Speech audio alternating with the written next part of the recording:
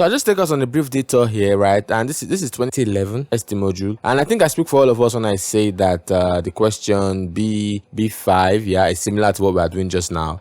Write a definition for a record or structure to hold information about property for sale. We have our data types here we're supposed to put in there, and then we're supposed to write a file declaration for a prop file. So if you have followed us this far, right, if you have gotten this far in the video, I think so far you'll be able to do this comfortably. And what we're about to do now is actually write a file declaration that will store a file called prop file. So in our case, store a file called atom data in memory, and then we can call that to do other things, which is what is merged in this section of the question. So thank you for sticking around. See you in the videos, and please don't forget to like and subscribe. Thank you. First thing first, then there's something called a stream. A stream is a facility that has been put in place by your operating system and your programming language to help communicate, back and forth. So a stream is what helps you with things that you see on your screen, or things that comes out of a printer, or things that come into the computer through your keyboard. That's how a stream is enforced. So a stream, let's say you have your keyboard, all sorts of keys on them. You have another device here. Let's say you have a screen, right? And then let's say you have a printer. So you have these things here. Now, these three things you have in place are output and input devices. This is an output device. You can have a scanner for an input device. All the things you can have for input devices and output devices. This here is an input device. It can also be an output device sometimes if it has a screen or this multimedia kind of keyboards. And then you have a screen here, which is also an output device. Now, your program uses these things. So the operating system is in charge of all of these things. It's in charge of this one, the input, this one, even storage, like maybe, let's say on your hard drive.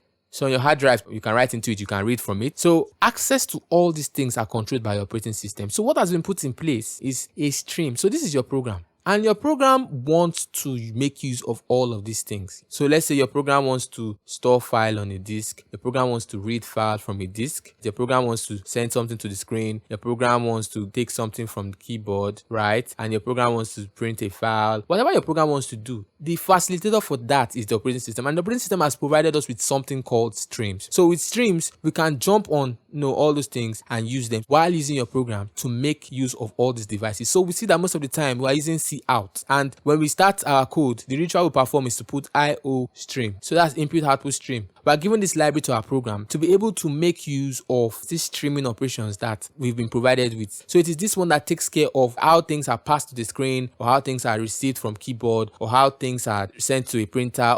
So we have all these things going on for us. So far so good. We've used C in, we've used C out, right? We call using namespace std so we can use some certain things. We've used manipulators like endl and things like that. But the idea is that now we are going away from just putting to screen and taking from keyboard. We are moving into storing files. So this is the angle we are now focusing on. This angle is complex, and there are a few things you should know for this to be able to efficiently understand this angle. So first and foremost, we're going to talk about a few concepts like the libraries you have to introduce or include in your code before you even start writing files to the disk. So first and foremost, you want to include a library called Fstream, and this gives us the ability to write files and read from files, to do all sorts of things in different modes. So next thing, let's talk about Fstream. Fstream is a class or a library, which is basically a class, technically a class, that provides us with the ability to call objects that we can use to perform read and write operations into files in either binary or ASCII. Like we talked about ASCII files and binary files. So yeah, in case you want to store something as an ASCII file or a binary file, you can use both. Now, for a situation like this where we are not storing text for reading and things like that, we want to store things in a pristine form. You want to use the binary storage option, not the ASCII storage option. And to do that, you have to call the Fstream. The Fstream is responsible for that, and you have to open it in a mode called binary. So modes are a story for another day. Okay, so we need Fstream, and Fstream gives us the ability to be able to read and write from files. Now we're going to be using binary modes to operate the Fstream, and we're going to be using flags to check the mode or not. Now this is a complex topic, right? It's something that we will need much more time for, right? And looking at duration and the way this is going, I just need to explain a few things. Classes might be a little bit foreign right now, so let's just define this in some layman terms. So imagine a company that has the ability. The company's name is Fstream, and they're the only ones that have the ability to help you write and read from files. So that's their job, right? They know this so well. They are like proprietary owners. They're the only ones that can do that. So what do you do when you want to write and read from a file? You go and meet them. Class, so Fstream class, I need something. please, I need to be able to write to file. I don't have the ability to write to files, and I hear that it's only you that can write to file. And so you meet somebody at Fstream who is just lounging, and the person says, okay, no problem, I'll get you a file. So the person will ask you, what would you like to call your object to? And so you who's visiting, right, funky little guy, says, customize and just call it file opener. So the person says, okay, no problem. You can have your file opener. So the person gives you this object, and this object has a name, file opener. So it's been given to you. Now, when you take it home, you're supposed to read the manual, right, to understand how the object works. Now, in the manual, what we need to know so far is that, okay, we have the ability to perform a few things. We have the ability to read, write, to check if we are at the end of a file. We have the ability to check if the file is good. These are the things we need to know for now. We have the ability to check if the file is bad also. We have the ability to check if the file is open or if the file is closed. All sorts of things you can perform. So you are given these things and you're told how to use it. Now, this is just a theoretical representation of what actually happens with classes and objects. A class is a definition, an object is an instance. So the object is the file opener that's been given to you. It has taken all the properties that they've defined because the Fstream office knows how to make this object. And so they give you the object that you have a name for, and then you take that object home and can perform what you want to perform. In this case, it is processes like reading files, writing to files, checking if the at the end of a file, if the file is good or not. Now, with these few things, you need to know how to initialize this stuff. And this is a story for another day. I'll just quickly jump into how we use this to answer our issues here. So you have the ability to read, write, end of file, file is good, file is bad, open or close, to check all those things. Now, in code, you want to perform the same operation. So you call Fstream. But in this case, rather than calling Fstream, what you can do, because Fstream also has two tools in the box that they give you. One is the OF stream and one is the IF stream. Now, these two items come in the box that has been customized for you. So what you simply do is, in code, if you want to output to a file, you use this. If you want to input to your program, there are two ways to go. There's either outputting to file or input to your program. Now, to output to a file, which is what we are going to be doing first and foremost, we are going to be calling the OF stream, followed by the IF stream, where we want to read from that file and perform our search operation. So therefore, first and foremost, let's solve question 1, since we already know what we are doing with the OF stream. So with the OF stream and the ability to use these operations with the OF stream, we are going to be able to do a few things. Now, OF stream outputting to file, it means that you are trying to write to file. Then to read is to input to your program. So it's to read from file, taking something and bringing it back. But every other thing can be performed. End of file can be checked. If the file is good, you can check. If the file is bad, you can check. Is the file opened, you can check. Is the file closed, you can check. So in code, I'm going to just simply open this Fstream to create a file opener, and then I'm going to use that object I've created from the OF stream to output data to a certain file that exists on my computer. Now, this is how it goes in the computer system. First, I create my OF stream. I called OF stream, said, oh, computer, I want to output a file. Please grant me an object of this type, OF stream, that can help me pass things on to a file. And so with that being said, the next thing to do is to give it a name. So I'm saying, okay, I want this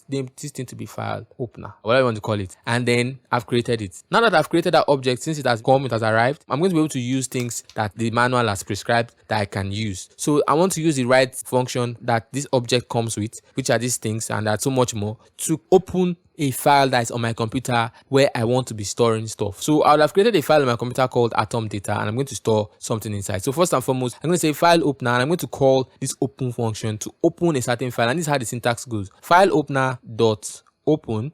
And I'm going to put in here in quotes the name of the file I want to open. So I'm going to call it atom data. I'm going to be a binary file. That's bin. And then the next thing is I'm going to, after a comma, set the mode I want to open it in. So because I'm using this, I can also set the mode. The mode I want is a binary mode. So it's simply doing this iOS binary. So I have two modes to use. I have the binary mode to use to signify that, okay, I'm going to work with binary files. And I have the other modes to use. And in this case, the other mode I want to use, since I'm going to be writing to a file, is iOS out. Now, put your semicolons and you are done. So recapping, what I've done so far is to create an object of the OF stream which comes from the Fstream library. I want it to be called file opener because I want to output to a file, and I'm going to use that file opener that I've now gotten as an object to create something. So the function that this file opener brings with it open is one of them. I'm going to use that open function to open what I want, right? A file on my computer which already exists, atom.data, and I'm going to say, okay, well, that file, I want you to open it as a binary file. I want you to create something as a binary file, and I want the other modes to be that, okay, I can output to that file. Now that I've opened it, I'm going to have to write to that file. So with this, the next step will be to write. But there's something I want to check first before I write to a file. I want to check if the file is open, so I know that I'm not just writing to the bush, right? I'm writing to a file. So now there's another function that exists in the manual which I forgot to mention. It's called is_open. So here I could say if file opener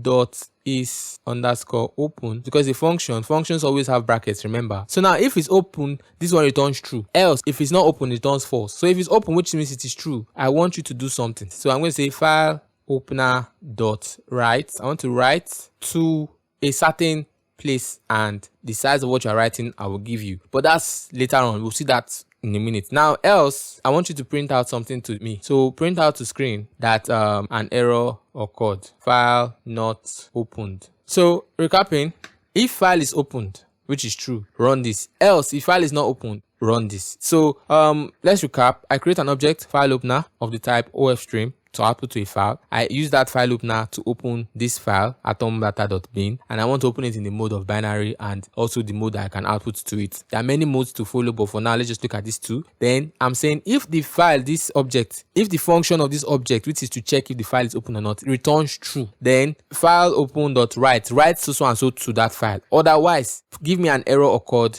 and the file is not opened. That's as simple as it gets. Now to the writing part, which is tricky, I'll just put the code here and let you understand what it is. First thing, you're going to give us the memory block followed by the size of what you are writing. So I guess this is overwhelming. This is a lot, which is why I wanted to skip this, but I just figured some people might have time to actually watch this and it might pay off in the end. So let's just go ahead and do it. So now here I want to write something. The syntax or the definition for this function requires that I put a character pointer here that takes an address, takes the address of the file in memory where the variable I'm trying to store in memory is, and it's going to put that whole thing from memory inside your file. So to do a simple diagram of what this is, it's going to be something like this. You have your chunk stored in memory. This is memory. Probably you have your array or your record for elements, and this record is probably at address 101b2. Now when I want to store a binary file, what does it do? It's asking for the address of this place, but it wants it in a character form, and it's going to take what is in that place and store that inside our file. So it's asking for two things. Give me the address where what you are trying to store is, but let me convert it into a character. So we're going to cast the address, this address, what is in this part of memory, everything here on the file, so that in turn when we want to read it, what this computer simply does is convert what is being stored here back into another place. So the idea is record element, what we want to do is stored somewhere in memory, right? We are going to give the address of that thing with the size of what we are storing, so that this file knows that okay, it's an array of size 20, and so when it's trying to put it back into memory, maybe because you called it or you need something to inherit it, it's going to create exactly what you stored in the file. So therefore in the file,